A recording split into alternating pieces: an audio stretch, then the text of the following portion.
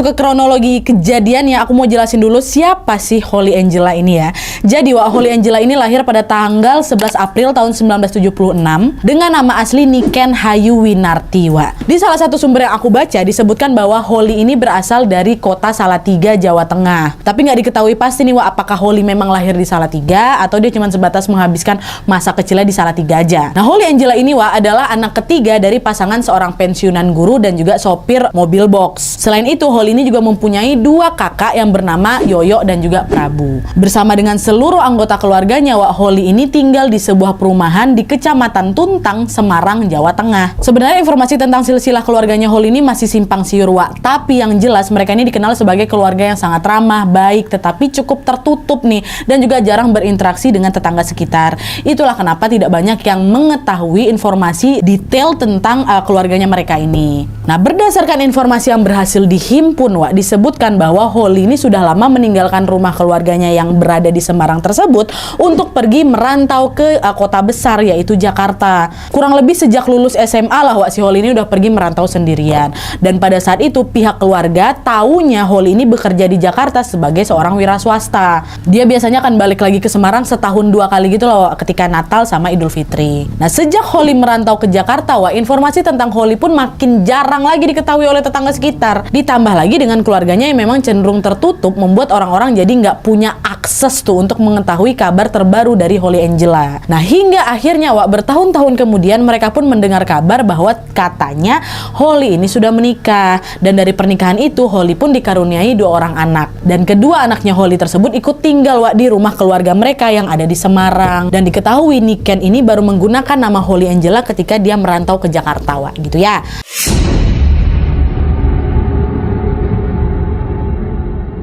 Nah, terlepas dengan bagaimana kehidupan pribadi Holly dan juga keluarganya, informasi tentang Holly yang sangat ramai dibahas adalah tentang hubungannya dengan seorang laki-laki yang bernama Gatot Supiartono. Entah sejak kapan mereka saling mengenal, tapi ada yang bilang bahwa selama tinggal di Jakarta, Holly ini sudah menjalin kedekatan dengan Gatot sejak tahun 2008. Katanya pada saat itu Holly ini sudah cerai dari suami sebelumnya dan udah mulai deket lagi nih sama orang baru, yaitu Pak Gatot inilah. Tapi masalahnya Pak Gatot ini ternyata bukan orang sembarangan, Ini aku selipin informasi tentang identitasnya Pak Gatot nih, ya. Jadi Gatot Supiartono ini yang pada saat itu berusia 49 tahun mempunyai karir yang sangat cemerlang. Karir Gatot ini melejit dengan sangat pesat, di mana pada saat itu dia diterima sebagai pejabat eselon 2 di salah satu instansi besar di Indonesia, di mana Gatot tercatat sebagai pejabat di Inspektorat Utama Badan Pemeriksa Keuangan Negara atau disingkat BPK. FYI, BPK ini adalah sebuah lembaga yang bebas dan mandiri dalam memeriksa pengelolaan dan juga tanggung jawab keuangan negara. Pengelolaan uang mulai dari pemerintah pusat, pemerintah daerah, Bank Indonesia, BUMN, BUMD, dan masih banyak badan lainnya. Nantinya itu yang meriksa BPK inilah, Dan selama bekerja di BPK, Gatot ini dinilai punya track record yang sangat-sangat memuaskan, sehingga selang beberapa tahun kemudian dia pun dapat naik pangkat menjadi pejabat eselon 1. Di sana Gatot memegang peranan penting, yaitu sebagai auditor utama atau orang yang memiliki kewenangan untuk melakukan pemeriksaan keuangan gitu. Tugasnya nantinya adalah mengaudit keuangan di bidang Polhukam, Beberapa kementerian yang termasuk dalam pemeriksaan Pak Gatot ini adalah Kementerian Luar Negeri, dia yang periksa, Kemenkumham, dia yang periksa, Kejaksaan Agung, Polri, Badan Intelijen Negara, Badan Narkotika Nasional, dan lain-lain, dia yang periksa. Pokoknya Gatot ini betul-betul pejabat penting kali lah, Dan pejabat inilah yang pada saat itu dikabarkan sedang dekat dengan Holly Angela. Ya, gak banyak detail informasi yang bisa kami peroleh tentang hubungan mereka berdua, Hal ini disebabkan mereka berdua ini menjalin hubungannya secara diam-diam. Bukan tanpa alasan, Mereka memilih untuk merahasiakan hubungan tersebut karena pada saat itu Gatot sudah berstatus sebagai suami orang. Dia sudah menikah dengan seorang perempuan bernama Herbudianti, dan pernikahan mereka resmi tercatat secara agama dan juga negara. Otomatis Herbudianti ini pun menjadi istri sahnya Pak Gatot. Jadi karena Gatot sudah punya istri sah, bisa dibilang hubungannya dengan Holly Holly Angela itu ya hubungan terlarang lah pastinya ya kan. Nah fakta kalau Gatot ini sudah beristri sebenarnya juga sudah diketahui sama Holly, Wak. Tapi hal itu ternyata tidak membuat mereka berhenti berhubungan, nggak peduli juga si Holly ini. Begitu juga dengan cinta yang dirasakan Gatot kepada Holly yang ternyata sudah tidak bisa dibendung lagi, Wak. Alhasil beberapa tahun kemudian mereka pun memilih untuk membawa hubungan itu ke arah yang lebih serius, yaitu ke jenjang pernikahan. Dan kabarnya Wak, Holly sama Gatot ini menikah tanpa sepengetahuan Herbudianti pada tahun 2011 di Bandung. Pada saat itu mereka menikah secara siri sehingga tidak tercatat di KUA, ya cuma nikah sah secara agama aja gitu loh. Nah sejak menikah dengan Gatot, Wak, Holly tinggal di lantai 9 Tower Ebony apartemen Kalibata City dengan nomor kamar 09XX. Gatot akan secara berkala tuh, Wak, mengunjungi Holly di sana, dan tentunya hal itu juga dilakukan secara diam-diam. Bu Herbudianti selaku istri sahnya Gatot mengaku bahwa sejak dulu suaminya ini memang sering kok pergi selama berhari-hari, tapi karena Herbudianti ini tahu kalau beban pekerjaan suaminya ini di BPK sangat-sangat banyak dan sibuk, beliau juga nggak mikir macam-macam, Wak. Dia taunya Gatot sering pergi karena ya urusan pekerjaan. Padahal kadang Pak Gatot ya ngunjungin istri keduanya gitu. Nah setelah menjalani pernikahan siri dengan Holly, Wak, beberapa waktu kemudian Gatot akhirnya memilih untuk mengakui hal tersebut kepada istrinya, Bu Herbudianti ini. Gatot mengaku kalau dia sebenarnya sudah menikah siri dengan Holly, tapi dia tidak memperkenalkan Holly ke istri sahnya ini, Wak, sehingga Herbudianti pun ya tidak pernah ketemu sama Holly secara langsung. Dan ini nih bagian yang aku nggak habis pikir. Setelah Herbudianti tahu kalau suaminya diam-diam sudah menikah lagi, ternyata hal itu tidak membuat ibu nih marah, Wak. Ibu Herbudianti hanya merasa sedih, tapi dia juga nggak bisa berbuat apa-apa karena toh itu semua juga udah terlanjur terjadi. Macam mana? Di sisi lain Gatot ini juga masih menjalankan kewajibannya sebagai suami kepada Herbudianti, Wak. Bu Her juga bilang kalau katanya ya walaupun Gatot sudah menikah lagi, suami saya itu tidak merubah sikap gitu loh. Ya tetap romantis, tetap baik, tetap perhatian, sehingga ya mereka tetap bisa menjalankan hubungan rumah tangga dengan adem ayem, Wak. Salut kali sama Bu Her ini, Masya Allah. Nah awalnya, Wak, Gatot merasa kalau posisinya kan sudah sangat-sangat sejahtera tuh kan. Ya gimana enggak, Wak, istri pertamanya udah ngasih restu nih, ha. Terus dia punya pula istri kedua, lebih muda, cantik gitu kan. Dari segi pekerjaan dia juga punya kedudukan tinggi yang tentunya penghasilan dia pun banyak. Tapi ternyata, Wak, kesenangan yang dirasakan sama Gatot itu tidak bertahan lama. Seiring berjalannya waktu, masalah demi masalah mulai muncul di dalam hidupnya.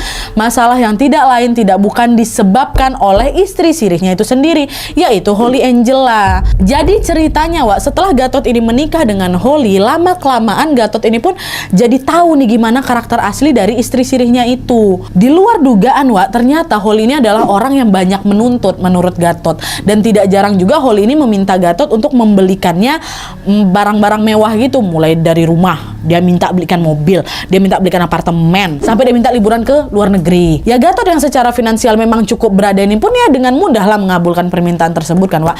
Apa sih yang nggak diturutin buat istri mudaku nih, ya kan? Tapi kok makin kuturutin, Holly ini kok malah makin macam-macam nih.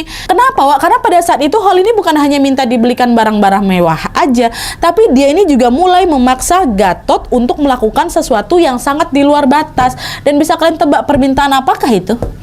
Betul, Wak. Holly Angela berkali-kali meminta Gatot untuk menceraikan istri pertamanya, yaitu Bu Herbudianti nih. Kok ceraikan istri kau tuh sekarang? Nah, permintaan Holly itu seketika buat si Gatot jadi sakit kepala, Wak. Udah mana aku jadi boros gara-gara Holly ini suka kali belanja barang-barang mewah. Istri aku nggak sampai kayak gini kali. Nah sekarang dia juga yang minta Gatot untuk menceraikan istri sahnya. Mau gimana pun caranya, paksaannya, Gatot ini tidak akan pernah mau menceraikan istri sahnya. Dia sayang betul sama istri pertama ini, Wak. Tapi gegara dipush terus sama si Holly, hal ini pula lah yang membuat Gatot pun jadi tertekan. Dan karena dia sudah tidak tahan lagi dengan sikapnya Holly, dia pun mulai mencari cara agar bisa keluar dari masalah ini. Tapi sayangnya solusi yang Gatot pilih ternyata bukan solusi yang baik, Wak.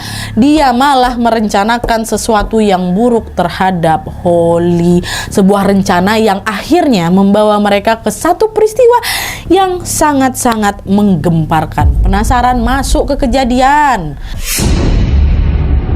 Nah, jadi Wak diketahui hubungan Holly dan juga Gatot ini mulai tidak harmonis sejak bulan April tahun 2013.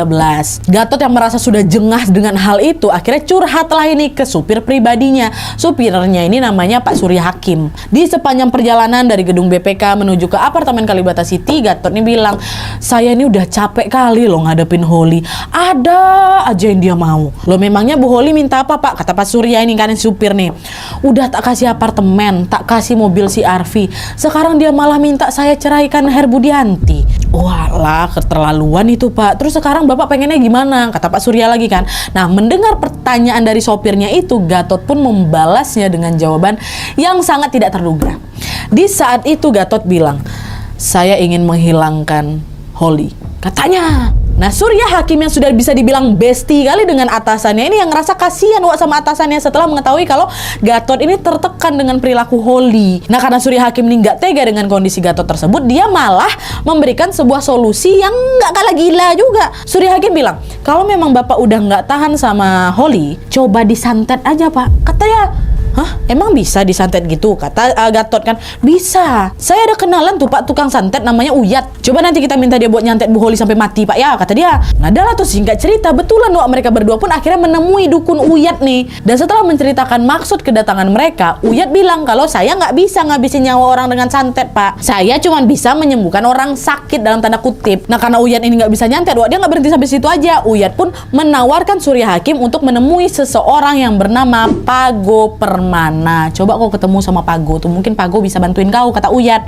Nah, ternyata Wak Pago ini berprofesi sebagai supir angkot yang juga merupakan residivis kasus kriminal atau orang yang melakukan tindakan pidana berulang-ulang tuh loh, Wak. Jadi si Pago ini memang sudah berkali-kali keluar masuk penjara gitu. Nah, karena Pago ini bisa dibilang cukup berpengalaman di bidang kriminal, Wak, Surya Hakim pun setuju dan segera pergi menemui Pago atas rekomendasi dari Uyat. Ya, nah pada saat ketemu itu disitulah Surya Hakim pun menjelaskan keinginan Gatot untuk menghilangkan Holly. Nah, di situ Pago tanpa tedeng-aling-aling dia langsung memberikan satu solusi, yaitu apa? Menghabisi nyawanya Holly dengan skenario seolah-olah sedang terjadi perampokan di taksi. Mau tuh aku buat kayak gitu, asalkan aku mendapatkan bayaran uang sebesar 200 juta rupiah, kata Pago. Setelah berdiskusi dengan Pago, Surya Hakim pun segera menemui bosnya kan, Pak Gatot ini, untuk menceritakan hasil diskusi tadi. Di momen itu Gatot nggak keberatan. Oke, aku bayar dia 200 juta. Dia tidak keberatan dengan jumlah bayaran yang diminta sama Pago, Wak. Tapi Gatot ini nggak setuju dengan ide penghilangan nyawa menggunakan skenario perampokan taksi. Nggak mau dia. Menurut kesaksian Surya Hakim, Wak, Gatot bilang kalau dia ini ingin Holly dihabisi nyawanya dan jasadnya dihilangkan tanpa ketahuan. Dan untuk memenuhi keinginan Gatot tersebut, mereka pun segera menyusun skenario berikutnya, yaitu menyingkirkan Holly dengan cara dibius. Cobalah dibius aja, biar nanti gampang dilenyapkan gitu jasadnya mungkin ya. Nah, adalah tuh singkat cerita, mereka pun sepakat dengan skenario ini, Wak, dibius ini. Dan mereka pun mulai menyusun rencana detail untuk merealisasikannya. Nah, untuk merealisasi ide tersebut, Pago mulai merekrut 3 orang eksekutor. Mereka adalah El Rizky Yudhistira, Rusky, dan Abdul Latif. Dan setelah tim ini terbentuk, Wak, pada bulan Agustus tahun 2013, mereka segera menyewa satu unit apartemen yang sama dengan Holly di lantai 6XX Tower Ebony juga, di apartemen Kalibata City juga, cuma beda lantai. Holly di 9, mereka di 6. Ya, dan unit di lantai 6 itu mereka sewa seharga 22 juta rupiah atas nama El Rizky dengan masa sewa selama 6 bulan sampai ke Januari 2014 nanti. Nah, unit apartemen 6XX itulah, Wak, yang menjadi base camp mereka dalam menyusun rencana penghilangan nyawanya Holly.